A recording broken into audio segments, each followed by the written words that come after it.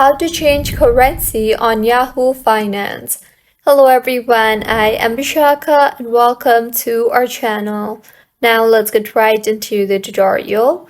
Firstly, go ahead and open the Yahoo Finance application on your device. Make sure you are signed in, and now to change your currency on Yahoo Finance, go ahead and tap on the account option on the bottom right of your screen and further tap on the settings option. You will then see the option for regions and currencies. Tap on that. Now, tap on the market region option and select your country you want to change your currency to. For instance, if I want to change my currency to euro, then I will tap on the Germany option.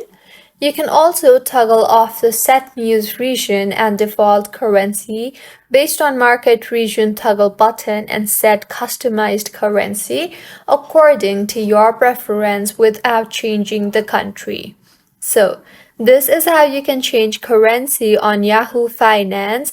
If you find this tutorial helpful, please like the video and do subscribe to our channel for more contents like this.